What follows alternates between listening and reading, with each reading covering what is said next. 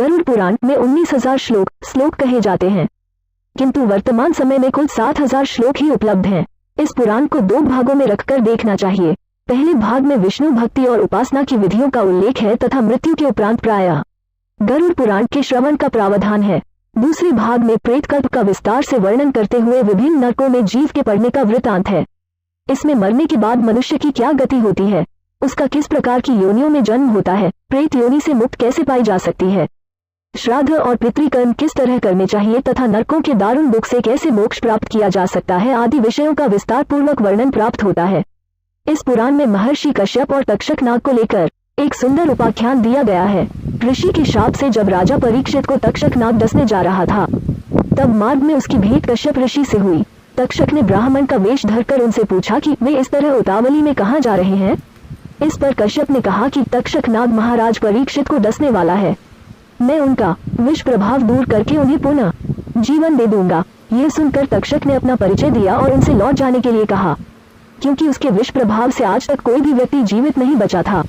तब कश्यप ऋषि ने कहा कि वे अपनी मंत्र शक्ति से राजा परीक्षित का विष प्रभाव दूर कर देंगे। इस पर तक्षक ने कहा कि यदि ऐसी बात है तो आप इस वृक्ष को फिर से हरा भरा करके दिखाइए, मैं इसे डसकर अभी भस्म किए देता हूँ। तक्षक नाग ने निकट ही स्थित एक वृक्ष को अपने विष के प्रभाव से तत्काल भस्म कर दिया। इस पर कश्यप ऋषि ने उस वृक्ष की भस्म एकत्र की और अपना मंत्र फूंका।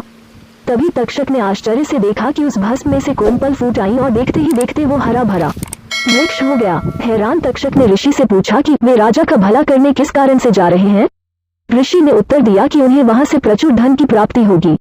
इस पर तक्षक ने उन्हें उनकी संभावना से भी अधिक धन देकर वापस भेज दिया। गरुड़ पुराण में कहा गया है कि कश्यप ऋषि का यह प्रभाव गरुड़ पुराण सुनने से ही बढ़ा था। इस पुराण में नीति संबंधी सार तत्व, आयुर्वेद, गया तीर्थ का महात्म्य, श्राद्ध विधि, दशावतार चारित्र तथा सूर्य चंद्र वंशों का वर्णन विस्तार से प्राप्त होता है। बीच बीच में कुछ अन्य वंशों का भी उल्लेख है। इसके अतिरिक्त गारुड़ी विद्या मंत्र, पक्षी ओम स्वाहा और विष्णु पंच स्तोत्र आदि का वर्णन भी मिलता है। गरुड़ा पुराण में विविध रत्नों और मणियों के लक्षणों का वर्णन विस्तार पूर्वक किया गया है। साथ ही हिंदू ज्योतिष, सामुद्रिक शास्त्र, सांपों के लक्षण, धर्म शास्त्र, विनायक शांति, वर्णाश्रम धर्म व्यवस्था, विविध व्रत उपवास, संपूर्ण अष्टांग योग, पतिव्रत धर्म महात्म्य, जप तप कीर्तन और पूजा विधान आदि का भी सविस्तार उल्लेख हुआ है। इस पुराण के प्रेतकल्प में 35 अध्याय हैं, जिसका प्रचलन सबसे अधिक हिंदू धर्म में है। इन 35 अध्यायों में यमलोक, प्रेतलोक और प्रेत योनि क्यों प्राप्त होती है, उसके कारण, दान महिमा, प्रेत योनि से बचने के उपाय, अनुष्ठान और श्राद्ध कर्म आदि का वर्णन विस्तार से किया गया है। ये सारी बातें मृत्यु को प्राप्त व्यक्ति के परिवार वालों पर गहरा प्रभाव डालती हैं। वे दिवंगत व्यक्ति की सद्गति और मोक्ष के लिए पुराण विधान के अनुसार भरपूर दान दक्षिणा देने के लिए तत्पर हो जाते हैं। इस पुराण का उद्देश्य भी यही जान पड़ता है।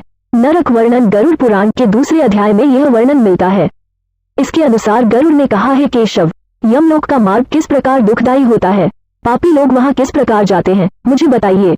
भगवान बोले, हे गरुड़, महान दुख प्रदान करने वाले यममार्ग के विषय में मैं तुमसे कहता हूँ, मेरा भक्त होने पर भी तुम उसे सुनकर कांप उठोगे। यममार्ग में वृक्ष की छाया नहीं है, अन्न आदि भी नहीं है, वहाँ कहीं जल भी नहीं है। वहाँ प्रलय काल की भांति 12 सूर्य तपते हैं।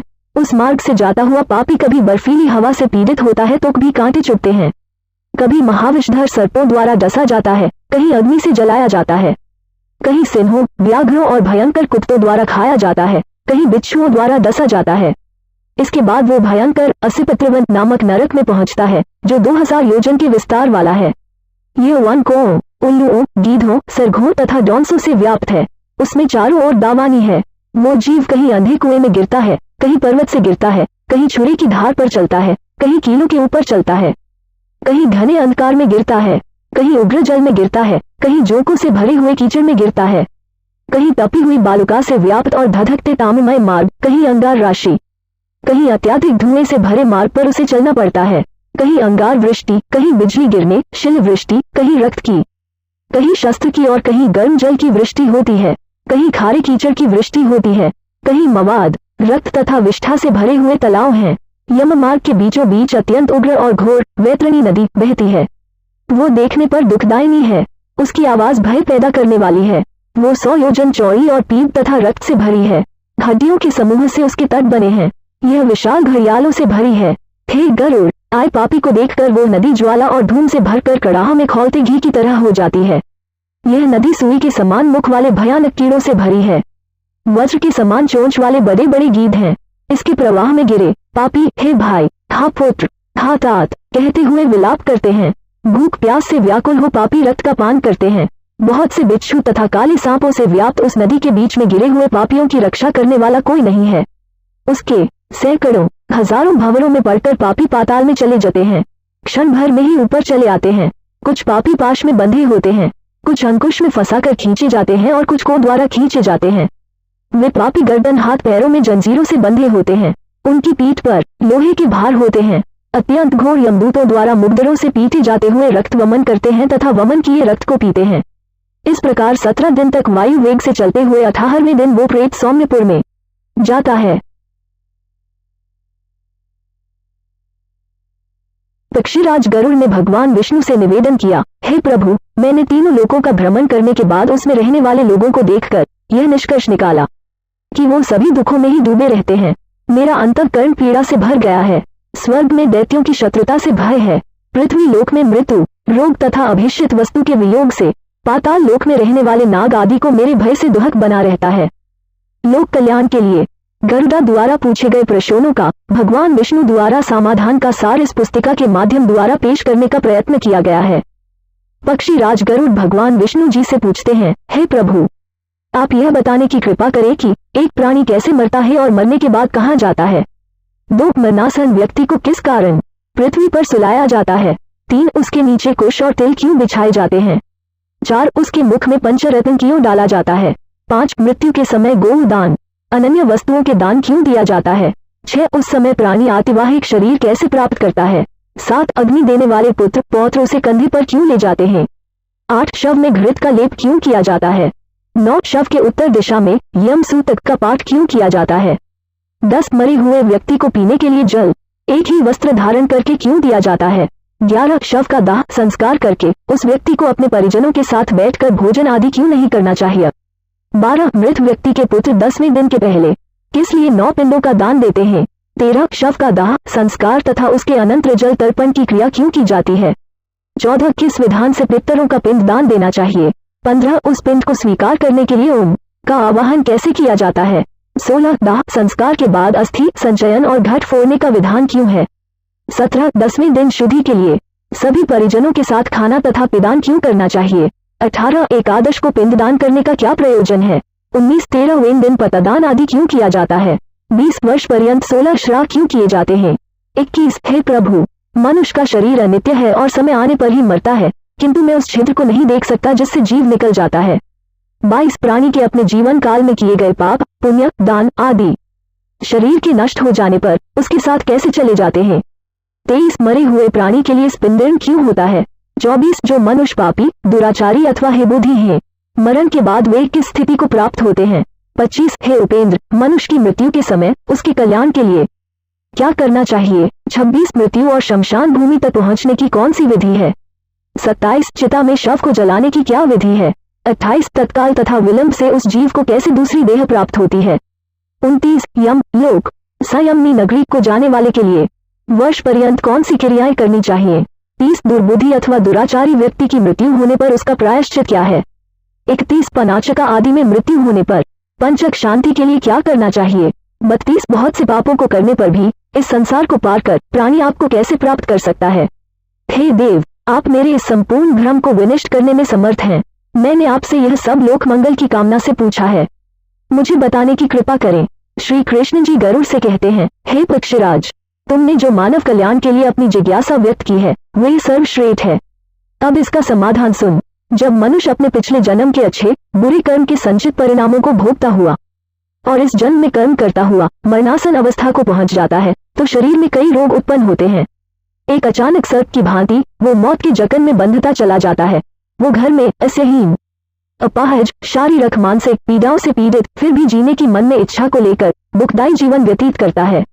जब मरणासन व्यक्ति की इंद्रियों का समूह व्याकुल हो जाता है, चेतन शरीर जड़ीभूत हो जाता है, तब अंतिम क्षणों में एक अलौकिक चेतना आती है जिसमें सभी लोग एक जैसे दिखते हैं। उस समय वो कुछ बोलने योग्य नहीं रहता और प्राण शरीर को छोड़कर यमराज के दूतों के साथ चल देते हैं। जब प्राण शरीर को छोड़ते हैं तो बहुत कष्टदायी होते हैं और ऐसा दर्द होता है जैसे 100 बिच्छुओं ने डंक मारा हो। उसके मुंह में झाग बनती है और सारा मुंह थूक से भरने लगता है। उस समय जो प्राणी दुखात्मा होते हैं उन्हें यमदूत अपने पाशबंधों में जकड़कर मारते हैं। जो अच्छे कर्मी होते हैं उन्हें स्वर्ग के पार्षद सुखपूर्वक अपने लोक को ले जाते हैं। भीम काया दुराकृति यमराज के दूतों को देखकर ही पापियों के मन में भय उत्पन्न हो जाता है। हाहाकार करता हुआ अंगूठे के नाप जितना मृत मनुष्य अपने घर को देखता हुआ यमदूतों द्वारा घसीटा हुआ रास्ते में अनेक यातनाएं सहता हुआ यमराज के सामने ले जाया जाता है। जीव व्यक्ति भयानक यमराज की काया को देखता है और फिर उसके आदेश पर तुरंत वापस अपने मृत स्थान पर यमदूतों के साथ आ जाता है। वो वापस अपने शरीर में जाने की कोशिश करता है पर यमदूत उसके गले में फंदा डाले रहते हैं। उसे भूख और प्यास बहुत सताती है और बहुत रोता है। अपने पुत्रों द्वारा अर्पित की हुई चावल की खीलों को वो खाता है फिर भी भूख नहीं मिटती। जिन आत्माओं को यह खीलें नहीं मिल पाती वो सुनसान जंगल में भटकती रहती हैं। मरणासन व्यक्ति के लिए कल्याणकारी कर्म सबसे पहले भूमि को गोबर से तोपना चाहिए। फिर जल की रेखा से मंडल बनाकर उस पर तिल और कुश घास बिछाकर मरणासन व्यक्ति को उस पर सुला देना चाहिए। उसके मुंह में पंचरत्न स्वर्ण आदि डालने से सब पापों को जलाकर मुक्त कर देता है। भूत प्रेत आत्माएं और यम के दूत अपवित्र स्थान और जमीन के ऊपर रखी चारपाई से मृत शरीर में प्रवेश करते हैं। उसके मुंह में गंगा जल डालना चाहिए अथवा तुलसी का पत्ता रखना चाहिए। कोई भी शोक न मनाता हुआ उसके पास प्रभु का नाम ले।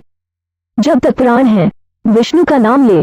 यमराज का अपने दूतों को आदेश है कि मेरे पास उन आत्माओं को लाओ जो हरि का नाम नहीं लेते। ओम हरि को जपने वाले मेरे पास नहीं आते। पापी मनुष्य जो नारायण को नहीं मानते उनके कितने ही पुण्य कर्म उनके पापों को नहीं मिटा सकते। हे गरुड़, जाने या अनजाने में मनुष्य जो भी पाप करते हैं उन पापों की शुद्धि के लिए उन्हें प्रायश्चित करना चाहिए। शास्त्रों में दशविधि स्नान, चंद्रायना व्रत, गौदान आदि का लेख किया गया है। यदि मनुष्य उनमें क्षमता के कारण सफल न हो रहा हो तो कम से कम चौथाई प्रायश्चित अवश्य करना चाहिए। तत्पश्चात 10 महादान गौ, भूमि, तिल, स्वर्ण, घी, वस्त्र, गुड़, रजत, लवण इनका दान करना चाहिए। यह पाप की शुद्धि के लिए पवित्रता में एक से एक बढ़कर है। यम द्वार पर पहुंचने के जो मार्ग बताए गए हैं वो अत्यंत दुर्गंधित, मवाद, रक्त आदि से परिव्याप्त हैं। अतः उस मार्ग में स्थित वैतरणी नदी को पार करने के लिए वैतरणी गौ जो गौ सर्वांग में काली हो और जिसके थन भी काले हो का दान करने चाहिए। यह सब उत्तम प्रकृति वाले ब्राह्मण को देना चाहिए। पद दान का महत्व। छात्र, जूता, वस्त्र, अंगूठी, कमंडलू, आसन, पात्र और भोजन पदार्थ यह 8 प्रकार के पद दान है। तिल पात्र, घृत पात्र, शैया तथा और जो अपने को इष्ट हो देना चाहिए। हे पक्षीराज, इस पृथ्वी पर जिसने पाप का प्रायश्चित कर लिया है सब प्रकार के दान भी दे चुका है। वैतरणी गौ तथा अष्ट दान कर चुका है। जो तिल से पूर्ण पात्र, घी से भरा पात्र, शैया दान और विधिवत पद दान करता है वो नरक रूपी गर्भ में नहीं आता अर्थात उसका पुनर्जन्म नहीं होता। मनुष्य स्वयं जो दान करता है परलोक में वो सब उसे प्राप्त होता है, वहां उसके आगे रखा हुआ मिलता है। छत्र दान करने से मार्ग में सुख प्रदान करने वाली छाया प्राप्त होती है। पादुका दान से वो मनुष्य घोड़े पर सवार होकर सुखपूर्वक मार्ग पार करता है। जल से परिपूर्ण कमंडलू के दान से मनुष्य सुखपूर्वक परलोक गमन करता है। वस्त्र आभूषण दान करने से यमदूत प्राणी को कष्ट नहीं देते। तिल, सफेद, काले, भूरे के दान से मन, वाणी और शरीर से किए हुए पाप नष्ट होते हैं। सभी साधनों से युक्त शैया दान से स्वर्ग लोक में 60,000 वर्ष तक इंद्रलोक के भोग भोगता है। इसके अतिरिक्त गौदान देते समय नांदा नांदा नाम के उच्चारण करने से वैतरणी नदी में नहीं गिरता। दुखद और बीमारी के समय तिल, लोहा, सोना, रूई का वस्त्र, नमक, सात अनाज, भूमि का टुकड़ा देने से पाप कर्मों की शुद्धि होती है। लोहा दान करने से यम की नगरी में नहीं जाता। लोहे का दान हाथों को जमीन के साथ छूते हुए देना चाहिए। यमराज के हाथों में कई प्रकार के लोहे के अस्त्र होते हैं। यह दान उन अस्त्रों के प्रभाव को कम करता है। सोने का दान यमराज की सभा में उपस्थित ब्रह्मा और दूसरे ऋषि मुनियों को प्रसन्न करता है जो कि वरदान की संज्ञा रखता है। रूई के वस्त्र से यमदूत कष्ट नहीं देते। 7 अनाजों के दान से यम द्वारों पर तैनात कर्मचारी आनंदित होते हैं। भूमि के टुकड़े पर जिस पर फसल हो देने से इंद्रलोक की प्राप्ति होती है। पूरे होश में रहते हुए एक गौ का दान बीमार अवस्था में 100 और मरणासन के समय 1000 गौ दान करने के बराबर है। एक गौ केवल एक जन को ही दी जानी चाहिए। वो यदि इस गौ को बेचता है या किसी दूसरे के साथ इसका बंटवारा करता है तो उसका परिवार 7 पीढ़ियों तक पीड़ित रहता है। गौ दान करने की विधि: काली या भूरी गौ के सींगों पर सोने का पात्र और पैरों में चांदी पहनाएं। इसका दूध पीतल के बर्तन में निकालें। गौ के ऊपर काले कपड़े का 2 शोठा डालें। दूध वाले बर्तन को ढककर रुई के ऊपर रखें। इसके पास यमराज की एक सोने की मूर्ति, एक लोहे का टुकड़ा, पीतल के बर्तन में घी, यह सब गौ के ऊपर रखें। गन्ने की पौड़ियों से रेशम की डोर से बंधा एक फट्टा बनाकर धरती में एक गड्ढा बनाकर पानी से भरें और फट्टा को इसमें रखें। गौ की पूंछ पकड़कर पैर फट्टा पर रखकर ब्राह्मण को दान दक्षिणा नमस्कार करके मंत्र का उच्चारण करते हुए भगवान विष्णु से नम्र प्रार्थना करें कि हे प्रभु, आप सब प्राणियों के दाता, रक्षक और कल्याणकारी हैं। आपके चरणों में यह उपहार भेंट करता हुआ वैतरणी नदी को नमस्कार करता हूँ। हे गौ माता, आप देवी शक्ति के रूप में मेरे पापों का खंडन करें। फिर हाथ जोड़े हुए यमराज को गौ की प्रतिमा में देखते हुए इन सब की गिर्द एक चक्कर लगाकर ब्राह्मण को दान में दें। गौ दान के लिए शुभ समय, स्थान, सभी नहाने वाले पवित्र स्थल, ब्राह्मणों के निवास स्थान, सूर्य चंद्र ग्रहण, नए चांद वाले दिन, थोड़ी संपत्ति, धन अपने हाथों से दान में दी हुई का प्रभाव सदा ही रहता है। धन, संपत्ति, पत्नी, परिवार सब विनाश होने वाले हैं, इसलिए पुण्य कर्मों को संचित करो। पुण्य दान छोटे बड़े से मेरे को कोई फर्क नहीं पड़ता। लालच के कारण जो पापी लोग बीमारियों में पुण्य दान नहीं करते वो सदा दुखी ही रहते हैं। पुत्र, पौत्र, भाई, बंधु, मित्र जो मरणासन व्यक्ति के लिए दान पुण्य नहीं करते उन्हें ब्राह्मण हत्या का पाप लगता है। इन बताए गए सभी प्रकार के दानों में प्राणी की श्रद्धा और अश्रद्धा से आई हुई दान की अधिकता और कमी के कारण उसके फल में श्रेष्ठता और लघुता आती है। भूमि पर बने इस मंडल में ब्रह्मा, विष्णु, रुद्र, लक्ष्मी तथा अग्नि देवता विराजमान हो जाते हैं। अतः मंडल का निर्माण अवश्य करना चाहिए। मंडलवहीन भूमि पर प्राण त्याग करने पर उसे अन्य योनि नहीं प्राप्त होती। उसकी जीव आत्मा वायु के साथ भटकती रहती है। तिल मेरे पसीने से उत्पन्न हुए हैं, इसका प्रयोग करने पर असुर, दानव, दैत्य भाग जाते हैं। एक ही तिल का दाना स्वर्ण के 32 सेर तिल के बराबर है। कुश मेरे शरीर के रोमों से उत्पन्न हुए हैं। कुश के मूल में ब्रह्मा, मध्य में विष्णु तथा अग्रभाग में शिव को जानना चाहिए। इसलिए देवताओं की तृप्ति के लिए मुख्य रूप से कुश को और पितरों की तृप्ति के लिए तिल का महत्व है। पक्षी श्रेष्ठ, विष्णु, एकादशी व्रत, गीता, तुलसी, ब्राह्मण और गौ, यह 6 दुर्गम असार संसार में लोगों को मुक्ति प्रदान करने के साधन हैं। अंतिम सांसों में ओ गंगा भागवत गीता के श्लोक अथवा हरि का नाम जपने से मंगलकारी होता है। मृत्यु काल में मरणासन के दोनों हाथों में कुश रखना चाहिए, इससे प्राणी विष्णु लोक को प्राप्त होता है।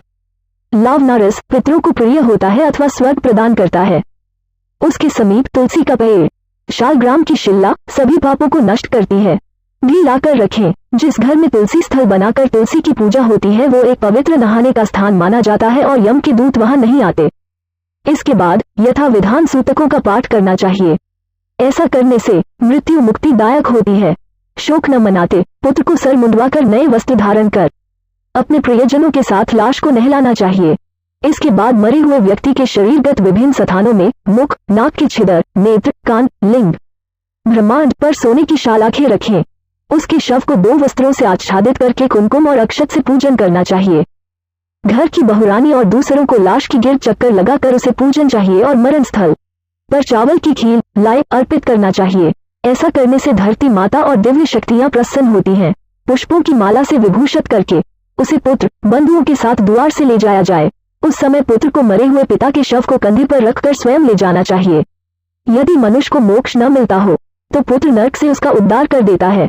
जो पुत्र लाश को कंधा देता है उसे हर कदम पर अश्वमेध यज्ञ का फल मिलता है। दाह संस्कार पुत्र और पौत्र यदि विधि पूर्वक अंतिम संस्कार करते हैं तो वो पुश्तैनी कर्ज से मुक्त हो जाते हैं। दाह संस्कार के अंतर्गत 6 पिंड देने की विधि है। पहला पिंड मुख स्थान पर दूसरा पिंड, द्वार पर तीसरा पिंड, चौराहे पर चौथा पिंड, विश्राम स्थान पर 5वां पिंड, चिता पर 6ठा पिंड। अस्थि संचयन के समय शमशान घाट से आधा रास्ता पर रोककर लाश को स्वच्छ स्थान पर नहलाकर चारों दिशाओं में पूजा करनी चाहिए।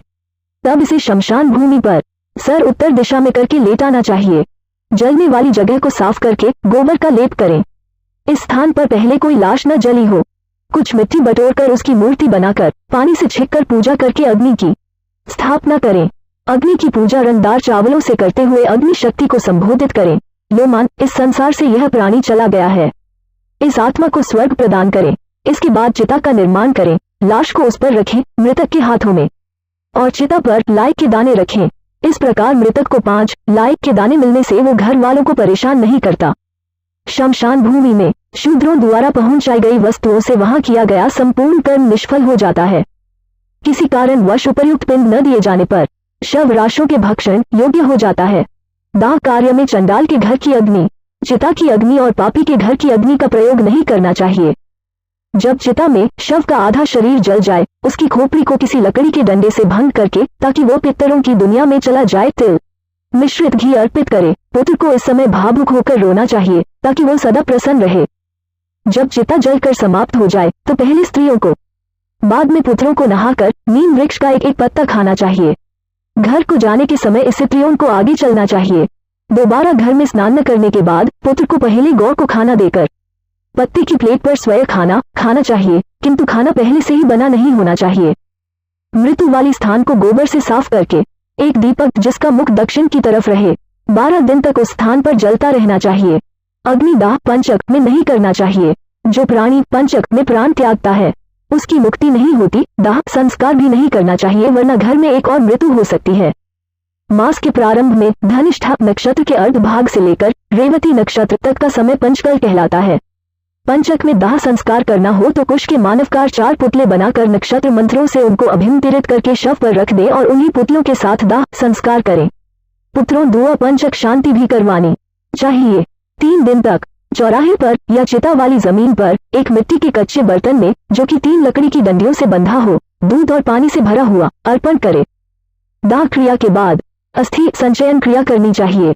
इसके बाद दाह क्रिया के समय 6 पिंड तथा दशगत्र के अंतर्गत 10 पिंड दान आदि की प्रक्रिया बताई गई है। चौथे दिन अस्थि संचयन करनी चाहिए। यदि कोई रुकावट न हो तो दूसरे अथवा तीसरे दिन भी कर सकते हैं। शमशान घाट पहुंचकर स्नान न करके गर्म दुशाला लेकर अनाज का दान, चिता वाली जगह पर देवी देवताओं को नमस्कार करके 3 चक्कर काटते हुए या अथवा मंत्र का उच्चारण करते हुए दूध का व फिर पानी का छींटे देकर चिता में से अस्थियों को इकट्ठा करो। अस्थियों को पालाशा के पत्तों पर रखकर दूध और पानी से छिड़ककर एक मिट्टी के बर्तन में रखें। श्राद्ध की रस्म पूरी करें। एक तिकोने जमीन के टुकड़े को गोबर से पोतकर उत्तर दिशा की ओर मुख करके 3 लाइट तीनों दिशाओं में अर्पण करें। अस्थियां इकट्ठी करने के बाद एक 3 टांगों वाले स्टूल पर बिना मुंह ढके पानी से भरा हुआ एक जार रखें। मृतक के लिए उबला हुआ चावल के साथ दही, घी, पानी और मिठाई अर्पण करें। 15 कदम उत्तर दिशा की ओर चलकर जमीन में एक गड्ढा बनाकर अस्थियों वाला बर्तन उसमें रखें। एक लाई इस पर रखकर जलने के समय जो पीड़ा हुई उसे दूर करती है, बर्तन को किसी वाटर टैंक के पास ले जाएं। अस्थियों को कई बार दूध और पानी से छिड़ककर संदल आदि से लेप कर पूजा करें। पत्ते के डिब्बे में रखकर अपने माथा और हृदय से छूकर गंगा नदी के बीच में छोड़ें। जिनकी अस्थियां पानी में 10 दिन के अंदर डूब जाती हैं, वो आत्मा ब्रह्म लोक से वापस नहीं आती। जितनी देर तक अस्थियां तैरती रहती हैं, वो स्वर्ग लोक में रहता है। अस्थियां विसर्जन के बाद 10 दिन चलने वाली रस्में शुरू होती हैं। अकस्मात मृत्यु कार्यक्रम की सूची किसी अज्ञात जगह पर होने से और शरीर न मिलने पर जिस दिन यह खबर मिले, दरभा घास की प्रतिमा बनाकर उसको जलाएं। इसकी राख इकट्ठी करके गंगा नदी में विसर्जन करें। उस दिन से 10 दिन की रस्में पूरी करें। यदि महिला बच्चा होने से पहले मर जाए तो बच्चे को पेट से निकालकर जमीन पर रख दें और केवल महिला को चिता दें। 27 मास तक के बच्चे को मिट्टी में दबाएं। यदि इसकी मृत्यु गंगा किनारे होती है तो इसे गंगा में बहा दें। इनसे बड़े बच्चों को चिता देनी चाहिए और अस्थियां गंगा में बहा दें। बच्चों को खाना और एक एक बर्तन पानी का दें। पेट में बच्चा मरने से कोई रस्म नहीं। शिशु के मरण पर दूध का दान, बच्चे के मरण पर दूध का बर्तन, मिठाई, खाने की वस्तुएं दें। मलिन शौदशी के बाद मध्यम शौदशी श्राद्ध, विष्णु और 5 देव श्राद्ध एकादश को किए जाते हैं। विद्वान ब्राह्मणों को कुश या चावल के चूर्ण से ही सांड का निर्माण करके उसका उत्सव करना चाहिए। 10 दिनों की रस्में पूर्ति। यदि पुत्र न हो तो कौन कर सकता है? आंसू न बहाते हुए, क्योंकि पृथक आत्मा को वो सब कड़वे आंसू जो परिजनों की आंखों से गिरते हैं पीने पड़ते हैं। पुत्र को अपने पिता के प्रति लाइक की फुल्लियन अर्पण करनी चाहिए। जो जन्म लेता है वो मरता भी अवश्य है। यदि किसी के पुत्र नहीं है तो धर्म पत्नी, भाई, रिश्तेदार या ब्राह्मण रस्मों को पूरी कर सकता है। मनु ने कहा है कि एक ही पिता से अनेक पुत्रों में यदि एक के ही पुत्र है तो वो सभी भाइयों का पुत्र माना जाता है। अनेक पुत्र होते हुए भी केवल एक ही सब रस्में श्राद्ध पूरी करेगा। इन दिनों की रस्मों में किसी मंत्र का उच्चारण नहीं करना चाहिए। 10 दिनों की रस्में पुत्र को ही करनी चाहिए। यदि सबसे बड़ा पुत्र का मरण हो जाता है तो पिता जो अभी जीवित है मोह विवश रस्म को पूरी नहीं कर सकता। 10 दिन के श्राद्ध परिवार के नाम में होते हैं। यदि पिता की संपत्ति का बंटवारा हो चुका है तो 10 दिन की रस्में श्राद्ध एक ही पुत्र द्वारा होंगी, परंतु वार्षिक श्राद्ध सब भाई अलग अलग करेंगे। पुत्र श्रद्धा पूर्वक 10 दिनों की रस्मों की पूर्ति में एक समय भोजन, जमीन पर सोना और शुद्ध आचरण रखेगा। किसी पवित्र जल स्थान, कुआं, तालाब, मंदिर इत्यादि जगह पर स्नान, कोई मंत्र का जाप न करने के बाद दक्षिण दिशा की ओर मुख करके किसी वृक्ष के नीचे गोबर से पोती हुई जमीन पर पूजा योग्य स्थान बनाकर दरबा और कुशा घास से बनी मृतक की प्रतिमा बनाकर पूजा करे। इसके आगे कुशा घास बिछाकर लाई ढालकर चावल का पक्का खाना, धूप, फूल, फल आदि अर्पण करे। इसी तरह 9 दिनों तक करते हुए 10वें दिन पूरी हजामत बनवाकर पीले वस्त्र धारण कर मासा के लड्डू और सामग्री के साथ पूजा करते हुए मुक्त आत्मा की शांति के लिए प्रेरणा करें। प्रतिदिन श्राद्ध के बाद नहाकर गौ को प्रसाद खिलाकर आप भोजन करें।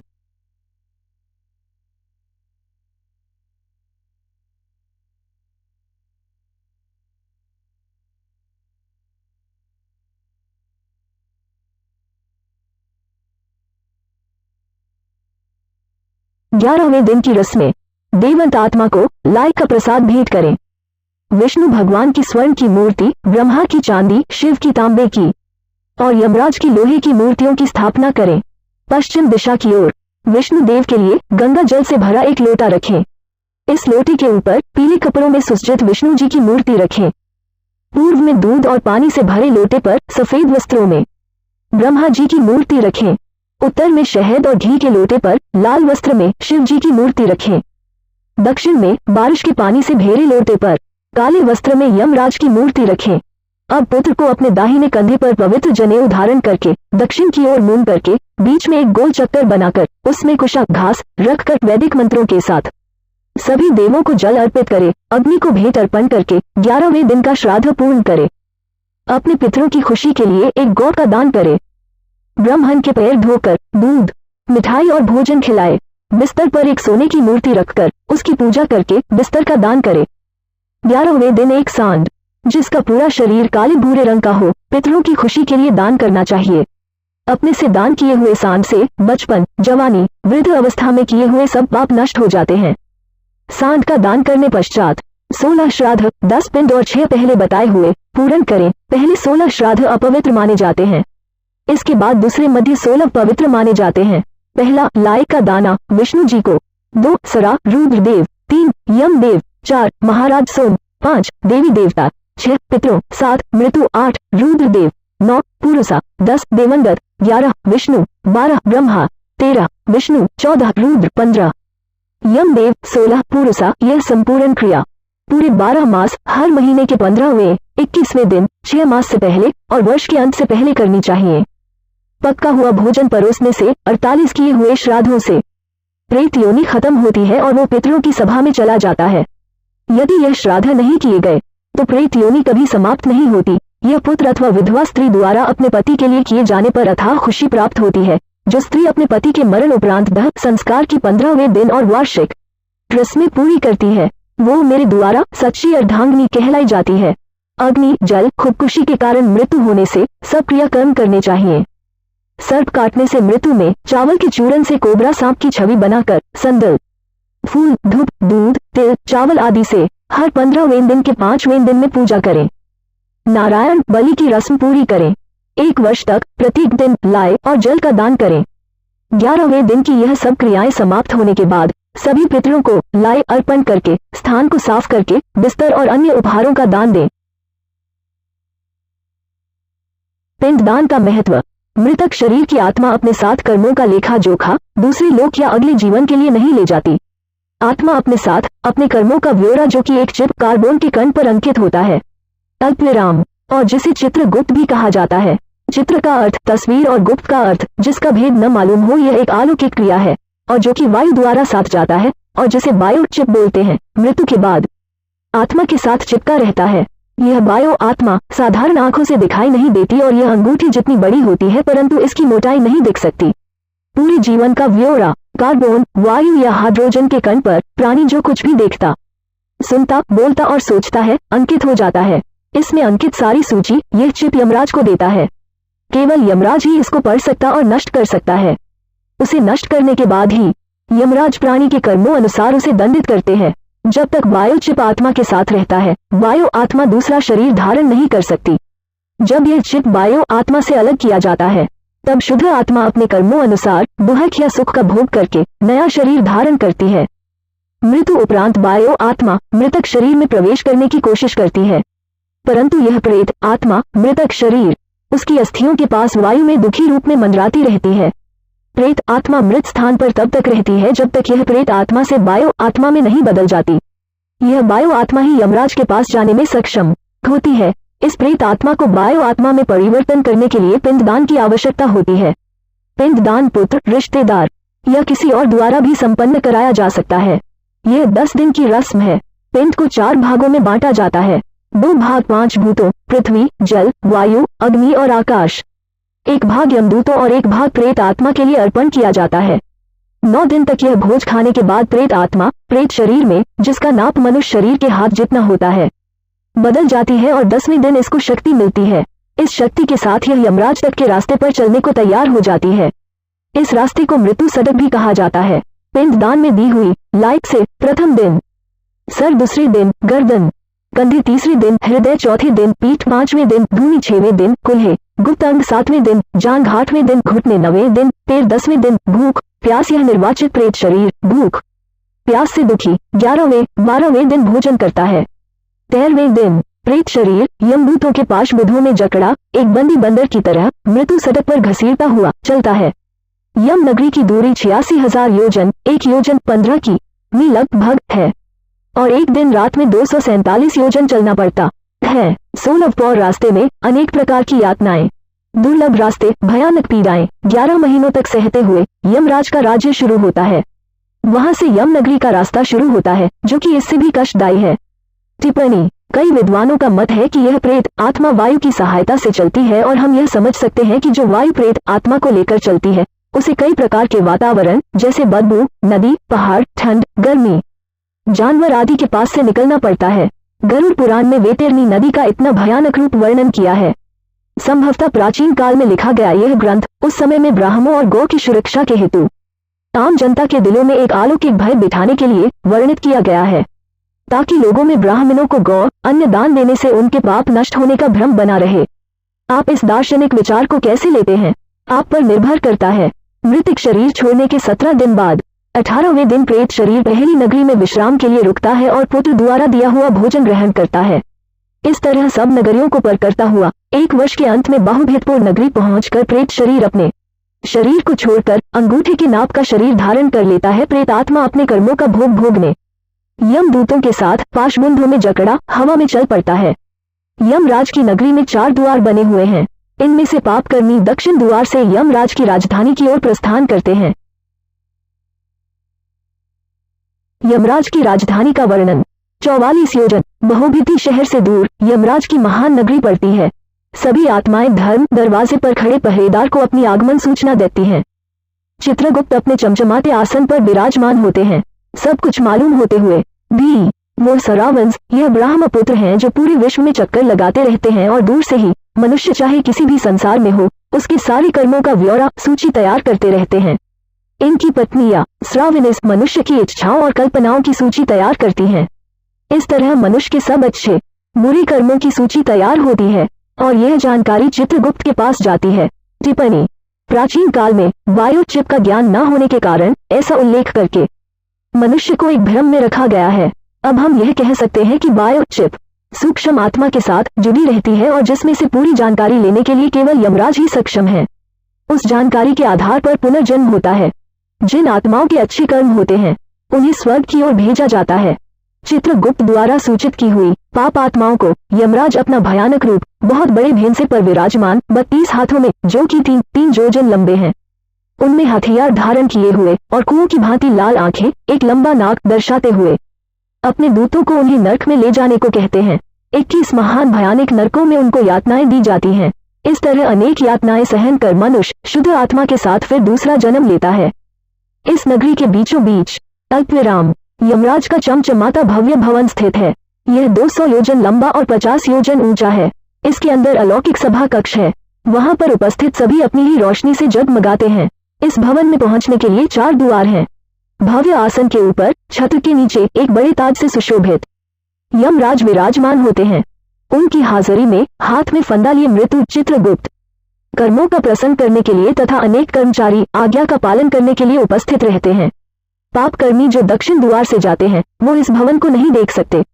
पूर्वी द्वार साधु महात्मा, देवी देवताओं को पूजने वाले जो यात्रियों को छाया की व्यवस्था प्रदान करवाते हैं, क्रोध और लालच से वंचित माता पिता की सेवा करने वाले, गौ तिल धरती का टुकड़ा आदि का दान, धार्मिक ग्रंथों का मनन अथवा सुनना शुद्ध वृत्ति वालों की आत्माएं इस भवन में प्रवेश कर पाती हैं।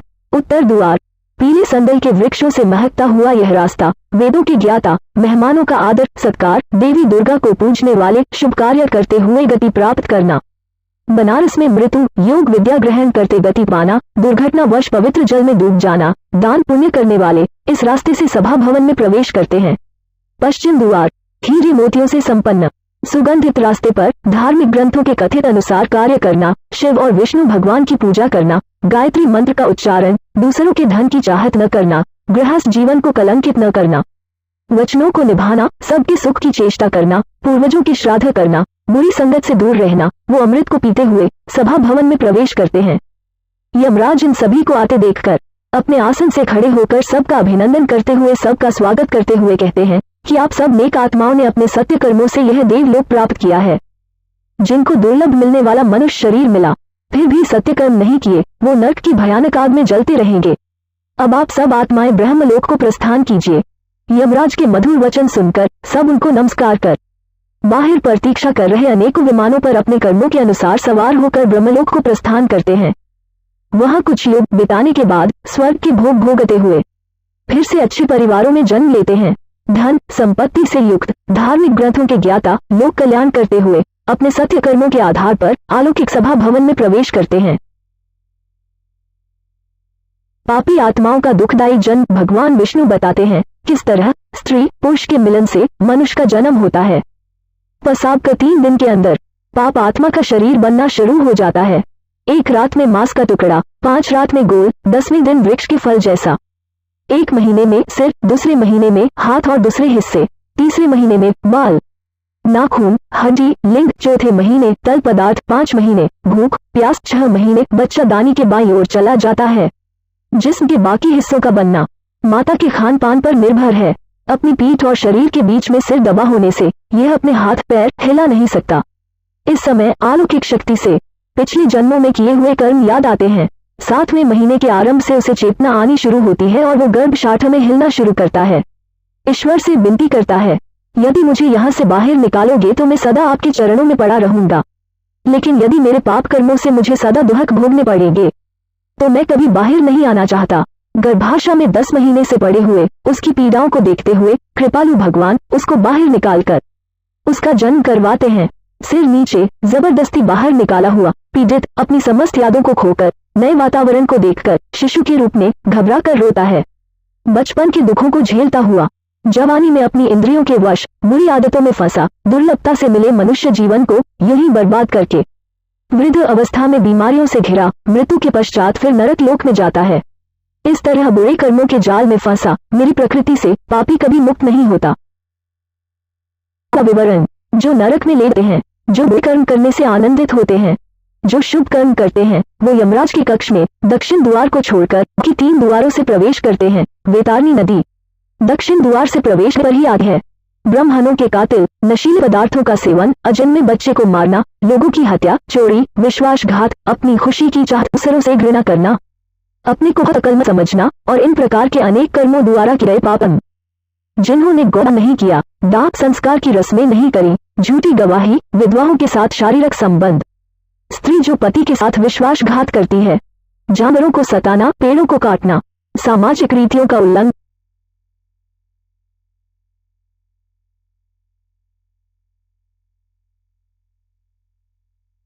पापों की संज्ञा और पुनर्जन्म, गौ हत्या, कुबड़ा स्त्री हत्या, पेट गिराना, बीमारियों से लिप्त अवैध संबंध, हिजड़ा, दूसरों को दिए बिना मिठाई खाना, सूजी गर्दन, श्राद्ध में अशुद्ध पकवान, फ्लेरी वेद शास्त्रों का विरोध, पीलिया पुस्तक चुराना, अंधा ब्राह्मण, गौ को पैर मारना, लंगड़ा, झूठ बोलना, हकलाना, जहर देना, पागल खाना चुराना, चूहा सब्जी चुराना, मोर धातु चुराना, गरीबी नमक चुराना, चींटी फल फूल पान चुराना, जंगली बंदर जूते कपास चुराना, भेद बकरी शिकार करना, कसाई के घर बकरी जहर पान करके मृत्यु, काला नाग बगल में छुरी, मुंह में राम राम ब्राह्मण, सारस मित्र को धोखा, गीत बिक्री में धोखा, उल्लू माता पिता से झगड़ा, पेट में ही मर जाना, स्त्री जो सास ससुर को गाली दे, जोग पति को बुरा भला कहना, जो धोखे से ब्राह्मण की संपत्ति हड़पना, 7 पीढ़ियों तक नुकसान दी हुई वस्तु को फिर से मुफ्त में वापस ले लेना, घोर नरक में जाना, जो दान पुण्य आदि नहीं करते वो गरीबी में जीते हैं, गरीबी में वो पाप कर्म करते हैं, ये कर्म उन्हें नरक में ले जाते हैं।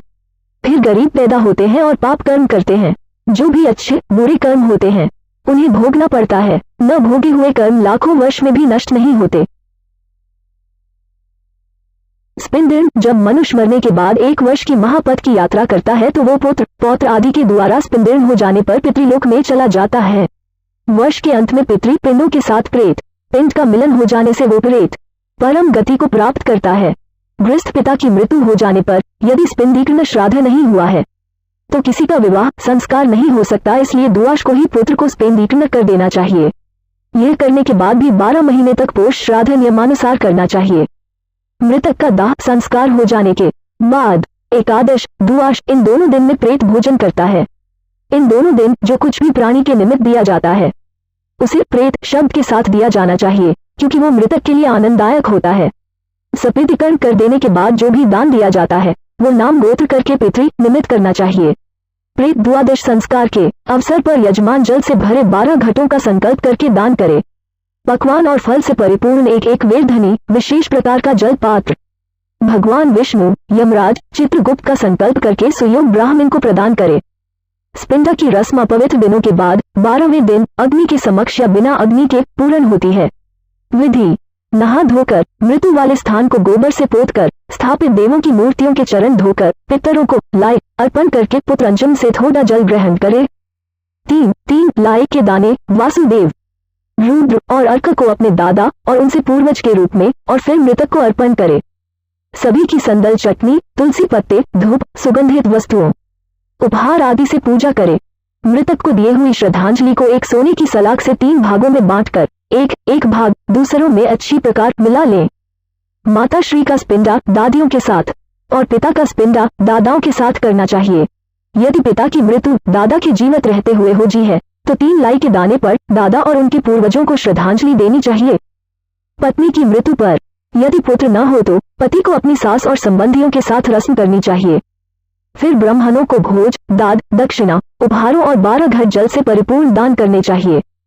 धारण किए वस्त्रों का त्याग करके एक शैया दान करे। शैया बहुत मूल्यवान सभी सुख प्रदान करने वाले साधनों से युक्त छाता चांदी की लैंप इस भगवान नारायण और लक्ष्मी जी मूर्ति कपड़ों गहनों से सुसज्जित गदा आदि होनी चाहिए। स्त्रियों की रस्म में लाल कपड़ा जेवर के साथ अन्य सामग्री होनी चाहिए।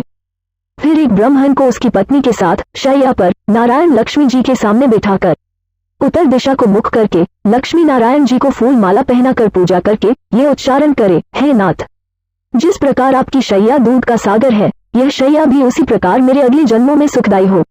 ब्राह्मण और प्रभु को पुष्पांजलि देते हुए ब्राह्मण को संबोधित करके, हे ब्राह्मण देवता, इसको स्वीकार करें कहकर शैया दान करे। उस शैया पर विराजमान सभी को 3 बार झूला दे। शैया के चारों ओर चक्कर काटकर सबसे विदाई ले। शैया दान की रस्म पूरी हो जाने के बाद 13 पद दान की रस्में जिसमें एक छाता चप्पल कपड़े अंगूठी जल का मटका कुशा 5 बर्तन यह 7 प्रकार के पद, इनके साथ एक लकड़ी का डंडा तांबे का बर्तन कच्चे चावल जनेऊ और खाने की सामग्री। 13 ब्राह्मणों को 12वें दिन दान करने से दिवंगत आत्मा को शांति मिलती है। स्पिंडा रस्म करने के बाद वार्षिक श्राद्ध से पहले हर मास 1 लोटा जल के साथ लायक का दान करते रहना चाहिए। स्पिंडा मासिक और वार्षिक श्राद्ध संक्रांत में नहीं करने चाहिए। यदि वर्ष में 13 महीने आते हैं तो वार्षिक श्राद्ध 13वें महीने में होना चाहिए। जब संक्रांत नहीं है लायक की आवश्यकता नहीं होती, केवल संक्रांत में आवश्यकता होती है। वार्षिक श्राद्ध के उपरांत सदा ही 3 श्राद्धांजलियां देनी चाहिए। एक श्राद्धांजलि पूर्वजों के लिए घातक होती है। गया में श्राद्ध पूर्वजों के लिए मुक्तिदायक होता है। मनुष्य को प्रयत्नशील होना चाहिए कि वो अपनी ओर से पूर्वजों की भलाई हर प्रकार से करे। इससे वो इस लोक में ही नहीं परलोक में भी आनंदित रहेगा।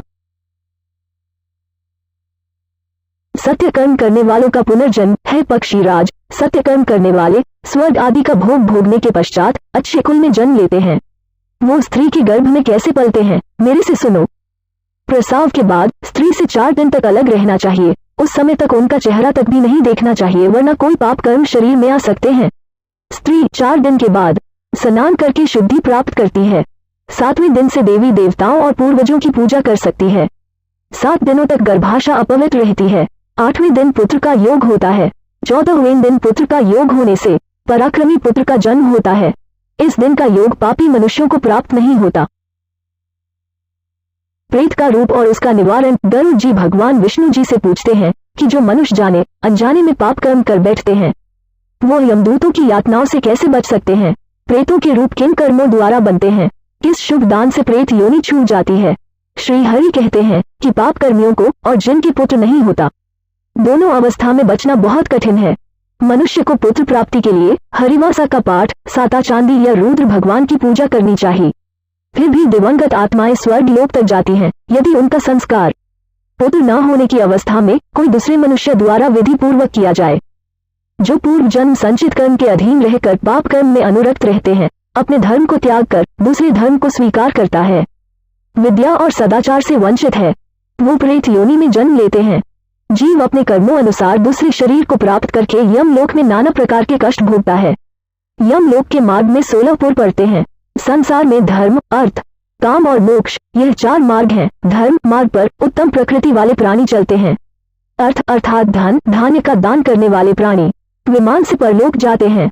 काम, जो प्राणी अभिलक्षित याचक की इच्छा को संतुष्ट करते हैं, वो कंधे पर सवार होकर प्रस्थान करते हैं। मोक्ष, जो प्राणी मोक्ष की आकांक्षा रखते हैं, वो हंस युक्त विमान से परलोक को जाते हैं। राजा बाब्रुहाना की कथा।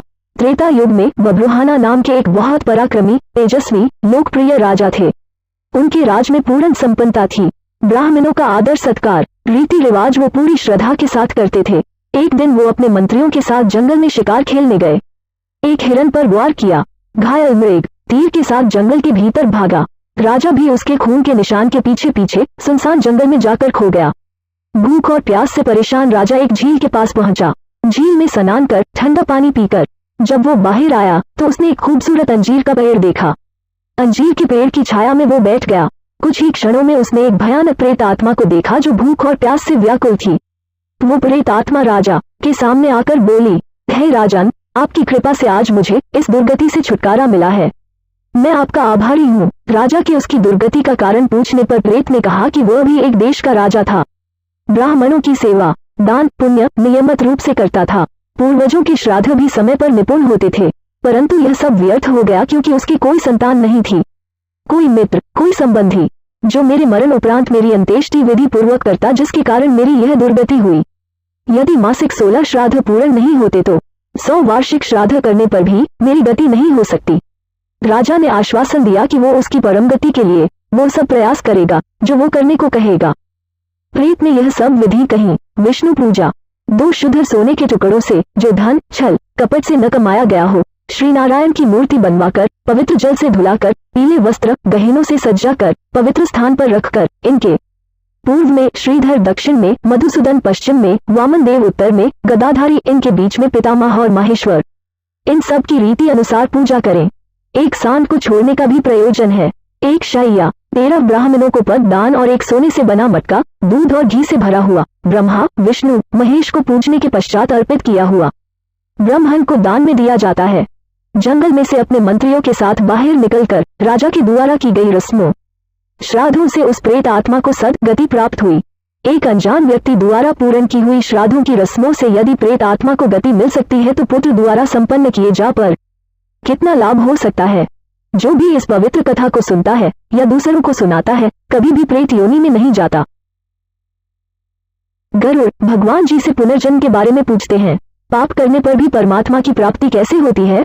भगवान ने कहा, हे गरुड़, मृत्यु के पश्चात तुरंत और विलंब दोनों प्रकार से दूसरे शरीर में प्राणी प्रविष्ट होता है। जो ज्योति स्वरूप जीव आत्मा विद्यमान रहता है, वो मृत्यु के बाद प्रेत आत्मा शरीर धारण कर लेता है और दशगत्र के जो पिंड दान दिए जाते हैं, उससे पिंड शरीर बनता है। इस पिंड शरीर से प्रेत शरीर एकाकार हो जाता है। कोई कोई जीव आत्मा पिंड शरीर विलंब से प्राप्त करता है, क्योंकि मृत्यु के बाद वो कर्मों अनुसार यमलोक में जाता है। चित्रगुप्त की आज्ञा से वो वहाँ के नर्क भोगता है। वहाँ की यातनाओं को झेलने के पश्चात उसे पशु, पक्षी, कीट आदि की योनि प्राप्त होती है। प्राणी जिस शरीर को ग्रहण करता है उसी शरीर में मोहवश ममता हो जाती है। शुभ कर्मों के फल भोगकर वो मुक्त हो जाता है। गरुड़ भगवान जी से जिज्ञासा करते हैं कि बहुत से पापों को करने पर भी इस संसार को पार कर प्राणी आपको कैसे प्राप्त कर सकता है। हे पक्षीराज, मनुष्य अपने अपने कर्म में रहकर समसिद्ध प्राप्त कर लेता है। सत्य कर्म शब्दादि विषयों का त्याग कर, राग द्वेष को छोड़कर यथा प्राप्त भोजन से संतुष्ट, मन, वाणी, शरीर संयमित, काम, क्रोध, लोभ, अहंकार और परिग्रह का परित्याग करके निर्भय होकर शांत हो जाता है। वो ब्रह्म स्वरूप हो जाता है। शरीर में 8 क्षेत्र हैं। सत्य कर्म करने वाली पुण्य आत्माओं के प्राण उनके शरीर के ऊर्ध्व छिद्रों से निकलकर परलोक जाते हैं। शब्द, स्पर्श, रूप, रस और गंध, यह 5 विषयों के अधीन रहने वाले पुरुष सदा ही दुखी रहते हैं। प्राणी का धन वैभव घर में ही छूट जाता है। मित्र और बंधु शमशान में ही छूट जाते हैं। शरीर को अग्नि ले लेता है। पपप पुण्य ही उस जीव आत्मा के साथ जाते हैं। मनुष्य अपनी योनि में जो भी दान पुण्य करता है वो सभी जिस जिस योनि में व्यक्ति जाता है वहाँ यह दान भी उपस्थित रहते हैं। देवता कभी काष्ठ और पत्थर की शिला में नहीं रहते, वो तो प्राणी के भाव में विराजमान रहते हैं। इसलिए सद्भाव से युक्त भक्ति का आचरण करना चाहिए। इस पृथ्वी पर दान, दम और दया, यह 3 सत्य तत्व हैं। दीन तथा सज्जन ब्राह्मण को दान, अनाथ प्राणी का संस्कार, निर्जन प्रदेश में स्थित शिवलिंग की पूजा करोड़ों पुण्यों का फल प्रदान करता है। मुक्ति पाने के उपचार गरुड़ जी भगवान श्री विष्णु जी से पूछते हैं, हे मुक्ति प्रदान करने वाले सर्वश्रेष्ठ, इस संसार में करोड़ों जीव दिन प्रतिदिन जन्मते और मरते हैं। इसका कोई अंत नहीं है। इस संसार में सभी दुखी ही नजर आते हैं, सुखी कोई भी नहीं। किन उपायों से यह जीव मुक्ति प्राप्त कर सकते हैं, आप बताने की कृपया करें। भगवान विष्णु जी ने कहा, हे पक्षीराज, मनुष्य शरीर पाकर जो आत्मा की मुक्ति के बारे में नहीं सोचता वो मनुष्य का पाप एक ब्राह्मण को वध करने से भी बड़ा है। मनुष्य शरीर के बिना कोई भी प्राणी इस शरीर के महत्व को नहीं जान सकता। इसलिए इस शरीर को सुरक्षित रखकर सत्य कर्म करने अनिवार्य है। धन, मकान, अच्छे बुरे कर्म दोबारा से मिल सकते हैं, परंतु मनुष्य शरीर नहीं। इस शरीर की सुरक्षा अपने कर्तव्य के लिए, कर्तव्य ज्ञान के लिए और ज्ञान योग अभ्यास के लिए आवश्यक है। यह एक मुक्ति का साधन है। मूर्ख पुरुष के घर में जब आग लग जाती है तो वो कुआं खोदना शुरू करता है। यह संसार दुखों की पिटारी है। जब तक मनुष्य मोह माया के चक्कर में बंधा रहता है सदा दुखी ही रहेगा। खाना, पीना, सोना, वासनाओं की तृप्ति से सभी प्राणी लिप्त हैं। केवल मनुष्य के पास ही विवेक है। जो विवेक से काम नहीं करता वो जानवर है। इसलिए जब तक मनुष्य का आपस में मोह है मुक्ति नहीं है। मोह करना ही है तो भगवान से मोह करो जो आपके सब कष्टों को हरने वाला है। भगवान से मोह करने के लिए मन और आंखों की शुद्धता आवश्यक है। काम, क्रोध, लोभ, अहंकार यह मनुष्य के पतन के पात्र हैं। वेद शास्त्र के पठन से मुक्ति नहीं मिलती जब तक उनका ज्ञान अपने अज्ञान को मिटने में सक्षम नहीं होता। मेरा और मेरा नहीं, यह 2 पद हैं। मेरा में बंधन है और मेरा नहीं में मुक्ति है। इसलिए जो मुक्ति के इच्छुक हैं वो सब बंधनों को तोड़कर सत्य के साथ नाता जोड़ें। सत्य ही प्रेम है, प्रेम ही ईश्वर है। जो कर्म जीव आत्मा को बंधन में नहीं ले जाते वही सत्य कर्म है। निर्वाण अथवा ब्रह्म की प्राप्ति के लिए मनुष्य जब अपने जीवन के अंतिम चरण में पहुंचता है तो अपनी संसारी इच्छा शक्ति से अलग होकर मन में यह दृढ़ विचार करे, मैं ब्रह्म हूँ, या ओम मंत्र का ध्यान करे। इससे उसके मन की शुद्धि होती है और आध्यात्मिक तेज आता है। जो अपना घर बार छोड़कर अंतिम सांस छोड़ने के अभिप्राय से अयोध्या, आवंतिका, मथुरा, काशी, गया, कांची, द्वारिका यह 7 पवित्र स्थानों पर किसी एक पर प्राण त्यागता है उसे मोक्ष की प्राप्ति होती है। सत्य असत्य को जानने वाले ज्ञानी, सत्यकर्मी, धार्मिक वृत्ति, कर्तव्य को पालने वाले और मुझ में श्रद्धा रखने वाले सदा मुझे प्रिय लगते हैं। हे पक्षीराज, मैंने सभी सिद्धांत भली प्रकार से आपको कहे, और कुछ जानने की इच्छा हो तो कहो।